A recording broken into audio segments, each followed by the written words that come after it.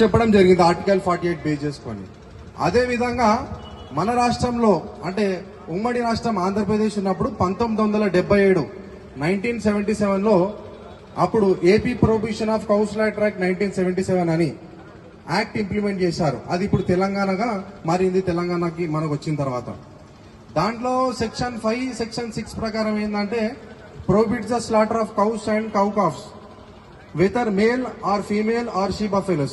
అంటే దీంట్లో ఆవు యొక్క పిల్లలు మరియు పిల్లలు అంటే మగది కావచ్చు ఆడది కావచ్చు మరియు బర్రె దూడలు కూడా వీటిని ఏవి కూడా చంపొద్దని క్లియర్ గా చట్టం రాసి ఉన్నది ఆల్రెడీ మనకి ముందు నుంచి.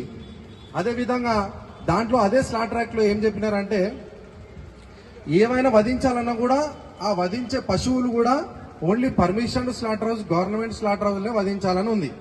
అదేదో బక్రీద్ పేరు మీద నేను సాక్రిఫైస్ చేస్తా, నా ఇంటి ముందు కోసుకుంటా, నా బీఫ్ షాప్ ఉంది, నా వెనకాల దొడ్డి పెట్టుకొని బీఫ్ షాప్ స్లాటర్ చేసి నేను అమ్ముకుంటా అంటే చట్టం ఆ విధంగా చెప్పలేదు. మీరు చూడొచ్చు హైదరాబాద్ లో 3 స్లాటర్ హౌస్లు ఉన్నాయి. అది ఒకటి బోయిగూడ స్లాటర్ హౌస్, ఒకటి అంబర్పేట్ స్లాటర్ హౌస్, ఇంకోటి బహదూర్పుర స్లాటర్ హౌస్.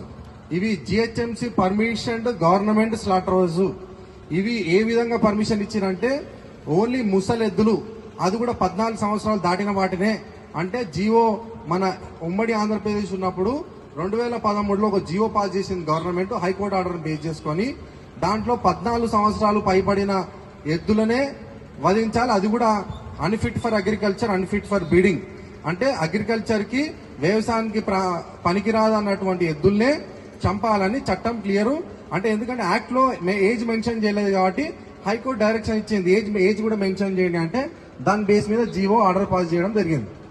కానీ స్లాటర్ హౌస్ పర్మిషన్స్ ఏ విధంగా జరుగుతాయి అంటే స్లాటర్ హౌస్ లో ముసలెద్దు, అది కూడా వ్యవసాయానికి బ్రీడింగ్ కి పనికిరాదు అటువంటి ఎద్దులు, అది కూడా బర్రెలు దున్నపోతులు చేయొచ్చని ఒక పర్మిషన్ గా స్లాటర్ హౌస్ వీళ్ళు గవర్నమెంట్ వాళ్ళు దాన్ని స్థాపించినారు. కానీ పర్మిషన్ ఇచ్చింది ఒకవైపు అయితే వీళ్ళు చేసేది ఆ స్లాటర్ హౌస్ లో రెగ్యులర్ గా రోజు కొన్ని వేల ఆవులు, నందులను, బర్రెలను, దున్నపోతులను అన్ని ఇల్లీగల్ స్లాటర్ చేస్తున్నారు. జిహెచ్ఎంసీ రిపోర్ట్ ప్రకారం మన హైదరాబాద్ లో ఓన్లీ జిహెచ్ఎంసీ లిమిట్స్ లో కేవలం రోజుకి 1500 పశువులు కట్ అవుతాయని అఫీషియల్ రిపోర్ట్ ఉంది వాళ్ళకి. ఇది గవర్నమెంట్ కి తెలుసు. స్టేట్ గవర్నమెంట్ ఏది రూలింగ్లు ఉన్నా జిహెచ్ఎంసీ వాళ్ళకు కూడా రిపోర్ట్ ఉన్నది. రోజుకి 1500 పశువులు, అవి ఆవులు, ఎద్దులు, బర్రెలు, దున్నపోతులు రోజు జరుగుతుంది.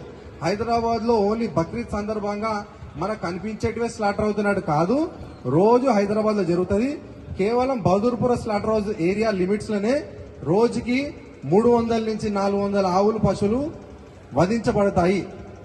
అది పోలీసుకి తెలుసు, గవర్నమెంట్ జిహెచ్ఎంసీ కూడా తెలుసు. కానీ చూసి చూడనట్టు నడుపుతున్నారు. ఎందుకంటే స్లాటర్ హౌస్ ఇనాగ్రేషన్ చేసింది కూడా 2016లో కేటీఆర్ వచ్చిన తర్వాత అవి మోడర్న్ స్లాటర్ హౌస్ అని దానికి పర్మిషన్ ఇచ్చి మరి వీళ్ళు మోడర్న్ గా పెద్ద పెద్ద మిషన్లు పెట్టి మరి గవర్నమెంట్ ఫండింగ్ ఇచ్చి మరి ఇనాగ్రేషన్ చేసినారు. అంటే చట్టం ముందు ఒక విధంగా కానీ చేసేదంతా ఇల్లీగల్.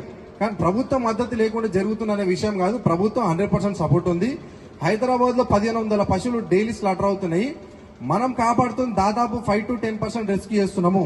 అవి మన గోశాలలో కూడా సరిపోవట్లేదు, అంత పెద్దగా జరుగుతుంది. అదే విధంగా